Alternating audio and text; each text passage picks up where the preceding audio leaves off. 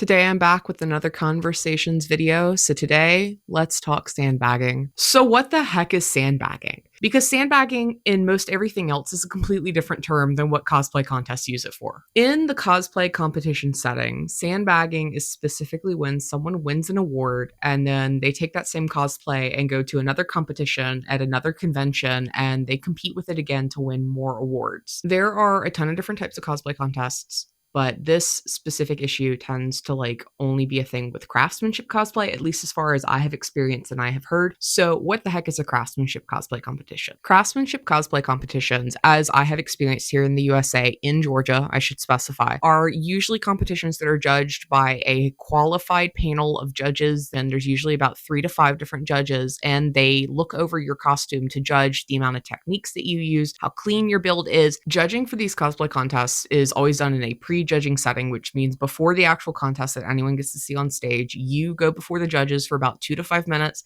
and you just explain your entire cosplay to them. You tell them everything that you've made, all the different little things that you've done. Most cons for craftsmanship cosplay contests usually require you to have made over 60% of your costume in order to even qualify to compete. The rule of thumb is that if you have won any kind of major award, such as a best of, such as best novice, best masters, etc., that cosplay is ineligible to recompete in, with one exception, which is the Crown Cosplay Championship. We'll get to that later. Otherwise, those cosplays are considered retired from competing, not retired from wearing. Please rewear your cosplays. I am begging you. Now, there is some wiggle room when it comes to certain competitions, such as if you remake over half of your costume, such as 60% or more, then it is considered an entirely new costume and you could technically recompete with it. Some places still don't allow that no matter what. Other places do. And there are some cons that literally have rules that it's if you've won literally anything in the outfit, and I mean anything in that outfit, you cannot compete with it at all at that convention. The best rule of thumb is just make sure you're following the rules as best as you can at the competition that you're competing at. Okay, so here's where it gets really kind of sticky. Most of the cosplay craftsmanship competition community thinks that it's really poor form to recompete in an outfit if you've already won a major award in it, with the exception of having rebuilt the entire outfit.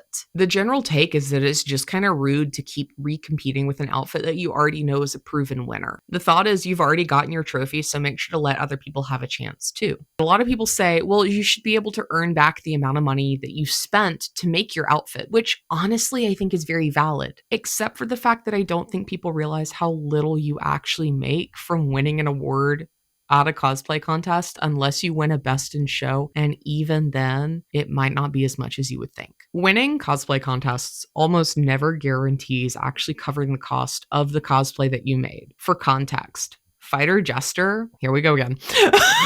I have a whole video on this. Fighter Jester was $1,000 to make. After competing in 3 competitions, I won with her finally, which was a first place novice award, and I got $150. And you know what? That's barely a tenth of what I've spent to make her, let alone repair her. My newest cosplay, Ranger Fern, was around $500 of my own money. I had friends, family, and patrons that were very gracious in helping me crowdfund a lot of that money. I think total cost Ranger Fern would be around $1,000 of everyone's money combined. I won a second place journeyman award with her and I only got $200, which don't get me wrong, $200 is $200. But if you compare that to the cost of the entire cosplay, that's nothing. And God bless Alphonse. I won with him and it was a second place novice. It was a weird situation where the convention had a rule that if you didn't already win an award there, you had to recompete as a novice unless you wanted to be in Masters.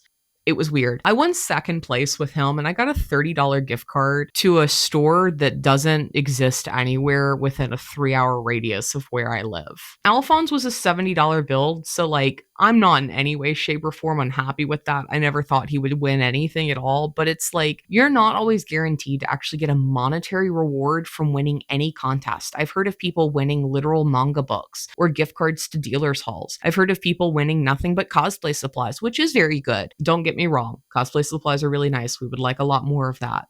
But it's not guaranteed that you're going to get money, and it's very much not guaranteed that you're going to make hundreds and hundreds of dollars, let alone thousands. When you factor in the costs for cosplays, especially if you were competing with them in any way, shape, or form, if they are being made for competition or you make them and later compete in them, you also have to account for, if you're thinking of that total amount of money that goes into a cosplay, if you were consistently competing in an outfit, you would have to take into account gas, travel money, hotel lodgings, food, and anything else that you would need to be able to actually go to the con to compete. Let alone if you have to upgrade part of your costume because something just isn't working anymore, or you have to remake a part because it breaks. All of these factors into the cost. And when you look at it in a long-term perspective, there's never a way to win enough money to pay yourself back for the amount of money that you're putting into this costume. Since cosplay contests don't operate on a city, state, and like national level like maybe other sports and competitions do, you don't really have a way of like moving up, so to speak, with the exception of one thing, which is the Crown Cosplay Championship. And these are a very special type of contest where it's essentially above masterclass. So it's like the peak in some ways. There are a bunch of different types of international competitions and international qualifiers, but to my knowledge, Crown is the only one that actually allows you to recompete with a costume that's already won somewhere else. Most of the others don't allow you to do that. The way that Crown works is that it operates across the globe in multiple different countries, and there is usually a winner and a runner-up chosen for that country to represent that country. And then everyone goes to like one location after everyone's winners have been chosen, and then there's an international winner who's picked out of all of that, and they are the Crown champion of the year. So to go to one of those and compete, I feel like is totally fair, especially since it's like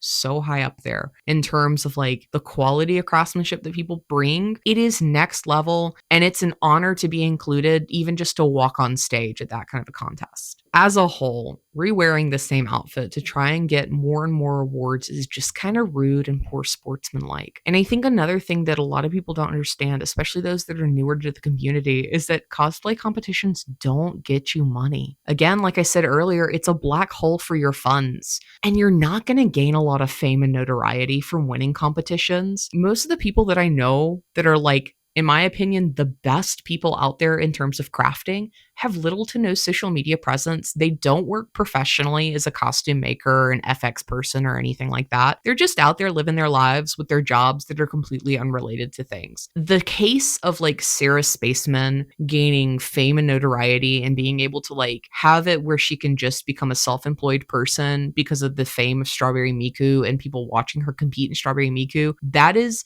beyond rare. I think a lot of people really look at people being up on stage and think, oh, you must be someone important to be up there. And it's like, no, we just applied. We're just nerds that are dressing up in outfits and showing them off on stage because it's something that we're passionate about. It's honestly pretty uncommon that anyone outside of like the friends that are there to support you would even recognize who you are on stage, let alone most of the people who are going to know who you are the other contestants. So I think for me personally, the biggest takeaway as to why I don't like sandbagging is that I feel like it stifles you creatively. You're not progressing. The whole concept, I think, of craftsmanship cosplay as a whole is about learning these new techniques, these skills, bettering yourself, and making stuff that's absolutely incredible. And like, I know that there are people out there that make costumes with the sole mind of competing, and they don't always pick an outfit that's like a character that they care about as much, more a design that they really like. I'm one of those people. I just make an outfit, and then if I feel like competing in it, I just go and compete in it because I like walking on stage and showing off and getting attention because it's a lot of fun. Obviously, why else would I have a YouTube channel? So you have a lot of reasons as to why people make the outfits that they do. But I genuinely think that if you are just competing with the same outfit over and over and over, you're not learning anything new. You're not gaining a new skill. You're not pushing yourself to the next extreme. You're not making something that could blow yourself away. You're just determined to win in the same outfit. And there's no guarantee if you've even won once that you could win again in that outfit.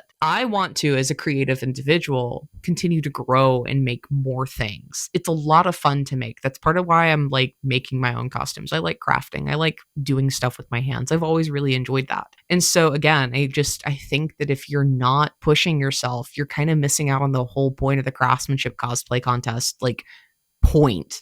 At the heart of it all, cosplay competitions are about the community itself and meeting new friends and making connections. It's about coming together and showcasing a passion that you have for an outfit or a costume or a character or a franchise that means a lot to you. And in the end, you have maybe less than a 1% chance of actually making any money from it. That all being said, if you have any thoughts, comments, questions, leave them down below. We can talk about this. Please just be civil. That's all I ask. Otherwise, I hope you have a great day, and I'll see you all next time.